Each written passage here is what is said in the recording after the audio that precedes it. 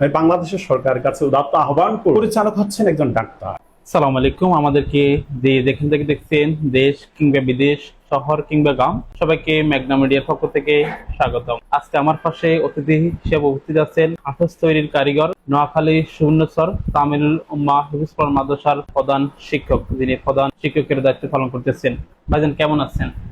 জি আলহামদুলিল্লাহ। আমি শুরুতে আপনার হিফজ শেষ করার গল্পটা একটু শুনতে চাইবো। আসসালামু আলাইকুম ওয়া রাহমাতুল্লাহি ওয়া বারাকাতুহু। মেঘনা মিডিয়াকে তামিলুল উম্মাহ হিফজুল কোরআন মাদ্রাসার পক্ষ থেকে আন্তরিক মোবারকবাদ। তাদের গুরুত্বপূর্ণ সময় থেকে কিছু সময় আমার অফিসে এসে আমাকে দেওয়ার জন্য আন্তরিক মোবারকবাদ। ভাইয়ের প্রথম প্রশ্ন হচ্ছে, আমি হিফজ কিভাবে শেষ করেছি। আমার হিফজ পড়ার প্রথম গল্প হচ্ছে, আমি হিফজ গ্রামে শুরু করেছি, নুরানি শেষ করে হিফজ গ্রামে শুরু করেছি। গ্রামে কিছু সময় পার করার পরে আমি পড়াশোনা শুরু করেছি মসজিদে আল জামিয়াতুল ইসলামিয়া আলামিন মাদ্রাসা।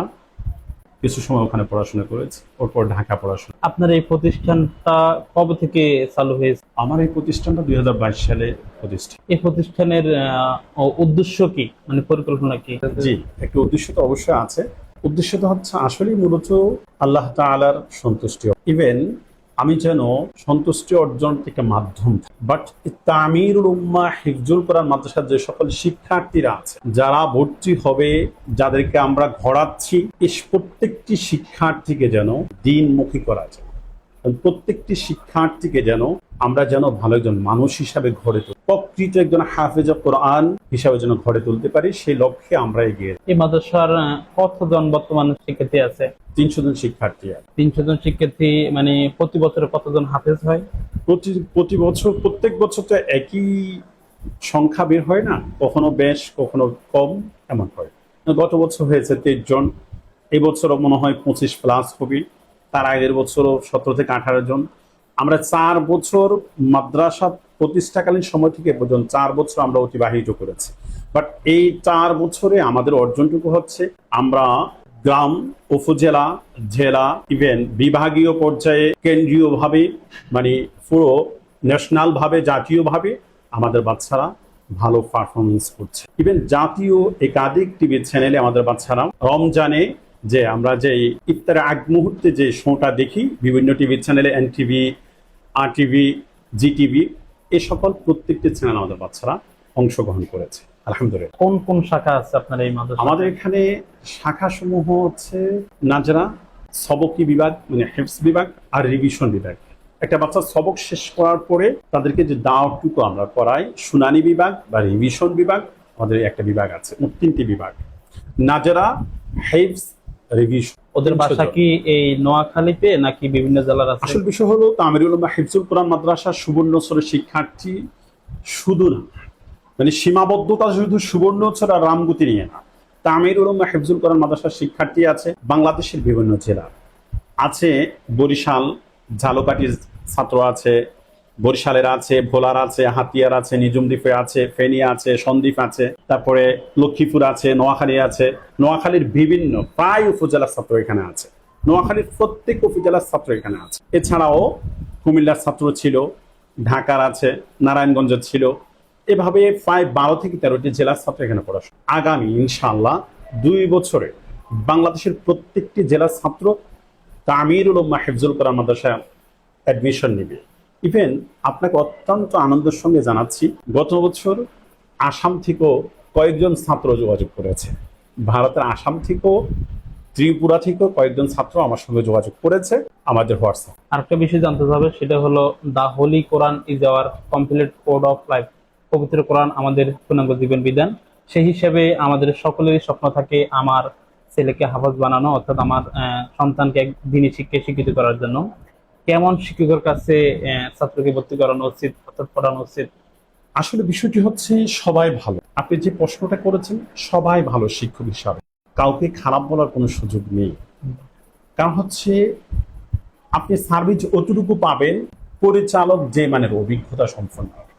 এখানে সবচেয়ে ব্যাপার হবে পরিচালনা পর্ষদ নিয়ে কথা, মানে আপনি পরিচালনার যত বেশি আকর্ষিত হবে, পরিচালনা যত বেশি দক্ষতার সাথে হবে, পরিচালক যত বেশি দক্ষ হবে, পরিচালক যত বেশি পাগ্য হবে, যে পরিচালক পাঠদানে যথেষ্ট পাগ্য হবে, ওই প্রতিষ্ঠানে পড়ালেখার মান উন্নত। কারণ হচ্ছে শিক্ষকরা হচ্ছে, আমি আপনাকে যদি এখানে আরেকটু সংযুক্ত করি, পরিচালকের কাজ হচ্ছে প্রেসক্রিপশন দেয়া, বাট আমার যে সকল শিক্ষকরা আছে, অন্যান্য প্রতিষ্ঠান যে সকল শিক্ষকরা আছে, শিক্ষকরা হচ্ছে টাইম টু টাইম ডোজগুলো খাওয়ায় দেয়া।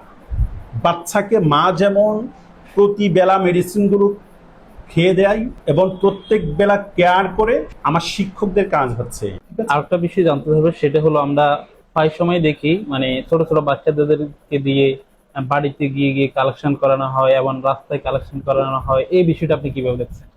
আচ্ছা, এই বিষয়টি হচ্ছে আসলে আমরা বৃহৎ যদি একটু চিন্তা করি তাহলে বুঝবো, ওই সকল প্রতিষ্ঠানকেও আমি ছোট করে দেখছি না। কারণ ওদের ওই সকল প্রতিষ্ঠানগুলোতে গরিব, অনাথ, এতিম, অসহায়, মিসকিন ছেলেগুলো পড়াশোনা করছে। তাদের মাদ্রাসা অধিকাংশ ক্ষেত্রে তাদের অনেক বেশি দায়িত্ব নিয়ে থাকেন। সে দায়িত্বর জায়গা থেকে যখন তাদেরকে খাবার দাবার, পোশাক আশাকের কিছু বিষয় থাকেন, ওই জায়গা থেকে হয়তো কোনোভাবে যখন সামাজিকভাবে তারা সাপোর্ট পাচ্ছেন না, রাষ্ট্রীয়ভাবে তো সাপোর্ট পাচ্ছেনই না, বাট বিষয়টা হচ্ছে এই সংকটাপন্ন অবস্থায় তারা দেখা যাচ্ছে বাধ্য হয়ে বাচ্চার হাতে কানেকশনটুকু করায়। আশা করি এখানে আমি একটি কথা বলবো, যেন এই সকল প্রতিষ্ঠানগুলোকে, কারণ এই সকল প্রতিষ্ঠানগুলো হচ্ছে গরিব, দুঃখী, অসহায়, মেহনতি মানুষের একটা আস্থার ঠিকানা। এই আস্থার ঠিকানাটাকে যেন সরকার যদি ইচ্ছে করে তাদেরকে সর্বোচ্চ জায়গায় পৌঁছাতে পারে। কারণ হচ্ছে আপনি দেখবেন, আমরা একটা বিষয় খুব বেশি লক্ষ্য করেছি ইদানিংকালে, বাংলাদেশের প্রত্যেকটি প্রত্যন্ত অঞ্চলে, প্রত্যেকটি গ্রামে মাদ্রাসা আছে। মাদ্রাসা থাকার কারণে, কওমি মাদ্রাসাগুলো থাকার কারণে, নুরানি মাদ্রাসাগুলো থাকার কারণে, ইবতদায়ী মাদ্রাসাগুলো থাকার কারণে গরিব, দুঃখী, অসহায়, মেহনতি মানুষের ছোট ছোট কচি কাঁচা বাচ্চাগুলো কিছু দ্বীন ইলম শিক্ষা করা, জাস্ট তার প্রাথমিক যে শিক্ষাটা আছে, এই শিক্ষাটা সমাপ্ত করার একটা সুযোগ পাচ্ছে। আমাদের দেশটা আধুনিকতার ছোঁয়ায় যেমন উন্নত হয়েছে, আবার তেমন খারাপ দিকও আছে। অর্থাৎ এখন বর্তমান প্রেক্ষাপটে অধিকাংশ ছাত্ররা মোবাইল আসক্ত। এই আসক্তের বিষয় মানে অভিভাবকের উদ্দেশ্যে কি বলবেন? সে জায়গা থেকে আমি মনে করব, আমরা যদি একটু পেছনে যাই, ব্যাগে যাই, আমি আপনি যেভাবে বড় হয়ে আসছি, ইভেন আমরা যারা অত্যন্ত সচেতন নাগরিক হিসাবে গড়ে উঠেছি, আমরা যদি সবাই আমাদের ব্যাকগ্রাউন্ডটা চিন্তা করি, আমরা খুব বেশি ক্লিয়ার হব আমাদের মা আমাদেরকে কিভাবে গঠন করেছেন। কারণ হচ্ছে একটা বাচ্চাকে পারিবারিক শিক্ষা হচ্ছে সবচেয়ে উত্তম শিক্ষা। সেই জায়গা থেকে আশা করব সকল গার্ডিয়ান যদি বাচ্চাদেরকে যথেষ্ট সময় দেন, যথেষ্ট কেয়ার করে, ইভেন খাস করে পারিবারিক যে শাসনটুকু আছে সেটা যদি আমাদের সকলের মাঝে থাকে, আশা করি সমাজ অত্যন্ত সুন্দর হয়ে যায়। এবং আরেকটা বিষয় হলো, সেটা হলো আপনি একজন অভিজ্ঞ হাফেজ হিসাবে আমি আপনার কাছে জানতে চাইবো, এবং অভিভাবক যারা দেখছেন ওনাদেরকেও জানাতে চাইবো, কিভাবে একজন ছাত্রকে, কিভাবে একজন সন্তানকে পড়াশোনা করালে তার পড়াশোনার মান উন্নয়ন ভালো হবে, সে বিষয়টা যদি একটু বলতেন। এখানে ব্যাপার হচ্ছে অনেকগুলো অপশন আছে। আপনি যে কোশ্চেনটি করেছেন সেই কোশ্চেনের অনেকগুলো প্রশ্ন আছে, লম্বা চড়া সময় লাগবে। আমি আপনাকে সামথিং একটা সংক্ষিপ্ত বলি। সেটা হচ্ছে এখানে বাচ্চার মানে পড়াশোনার ক্ষেত্রে সবচেয়ে মেজর যে কয়েকটি অপশন থাকে, পরিবার, বাচ্চার মেধার অবস্থান, শারীরিক অবস্থান, পারিপার্শ্বিক অবস্থান, এই সব কিছু মিলিয়েই যদি আসলে সবকিছু যদি সব জায়গা থেকে সাপোর্ট পাওয়া যায়, তাহলে একটা বাচ্চাকে যথাযথভাবে ঘোরানো সম্ভব। আমি মনে করব, আমি যেটা সবচেয়ে বেশি ফিল করি, একটা বাচ্চারা তো ছোট মানুষ, বাচ্চারা অনেক কিছু আছেন বুঝেন না, ছোট মানুষ। সে জায়গা থেকে বাচ্চাদেরকে ঘোরানোর জন্য সবচেয়ে যে বিষয়টি প্রয়োজন, স্নেহ, মায়া, মমতা, আদর, ইভেন পাশাপাশি যেটুকু শাসন হলে হয় ওই মানের কিছু সামথিং যে বিষয়গুলো প্রয়োজন হয় উপস্থিত, সেই বিষয়গুলোকে মাথায় রেখে প্রত্যেকটি বাচ্চাকে যদি আমরা ঘুরতে পারি, ইনশাআল্লাহ আশা করি বাংলাদেশের প্রত্যেকটি ঘরে ঘরে আমরা সুসন্তান পাবো, প্রত্যেকটি ঘরে ঘরে আমরা ভালো মানুষ পাবো। আলহামদুলিল্লাহ, সুম্মা আলহামদুলিল্লাহ। আমি সুবর্ণচরের মানুষের, এই সমাজের মানুষের, এই এলাকার মানুষের দায়িত্বশীল যারা আছেন, খাস করে উলামায়ে কেরাম, সমাজ প্রতিনিধিরা যারা আছেন, প্রশাসন যারা আছেন, আমার সাংবাদিক বন্ধুরা যারা আছেন, সকলের কাছ থেকে সর্বোচ্চ সাপোর্ট পেয়েছি। এজন্য আলহামদুলিল্লাহ আমি প্রতিষ্ঠানটুকুকে সুন্দরভাবে মোটামুটি যেটুকু আর কি, এত আহামরি না, চেষ্টা করে যাচ্ছি যেন ভালোভাবে চালানো যায়। মানে এই প্রতিষ্ঠানে পড়াতে হলে বেতন কত করে দিতে হবে? তামিরুল উম্মাহ হিফজুল কোরআন মাদ্রাসা হচ্ছে গরিবদের আস্থার একটা ঠিকানা। তামিরুল উম্মাহ হিফজুল কোরআন মাদ্রাসা হচ্ছে অসহায় দুঃখী মেহনতি মানুষের আস্থার একটা ঠিকানার নাম হচ্ছে তামিরুল উম্মাহ হিফজুল কোরআন মাদ্রাসা। এখানে আপনি লো লেভেল থেকে হাই লেভেল পর্যন্ত সকল শ্রেণী পেশার মানুষের বাচ্চারা এখানে পড়েন। আমাদের এখানে বোর্ডিং ফি যেমন ফ্রি বাচ্চা আছে, 2000 টাকা আছে, 2500 টাকা আছে, 3000 টাকা আছে, 4000 টাকা আছে, 4.5 আছে, 5 আছে, 6 আছে। যেমন আমাদের বিশেষ একটা কোটা আছে, ওই কোটাতে হয়তো আমাদের কিছু ছাত্র আছে, তাদের হয়তো আরেকটু 2 থেকে 2000 টাকা একটু বাড়তি দিয়ে পড়তে হয়। এই আসলে আমরা এখানে যে কস্টটা নিচ্ছি, এর মানে আমাদের অনেক বেশি বেনিফিট থাকছে, ব্যাপারটা মূলতই এমন না।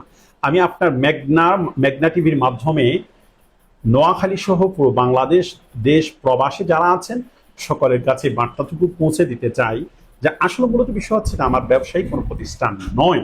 যদি আমি হলফ করে বলতে পারবো এটা আমার ব্যবসায়িক কোনো প্রতিষ্ঠান নয়, কারণ হচ্ছে আমরা যেই অর্থটুকু নিচ্ছি আপনার এই মিডিয়ার মাধ্যমে আমি আশা করি বার্তাটুকু পৌঁছে দিতে পারবো।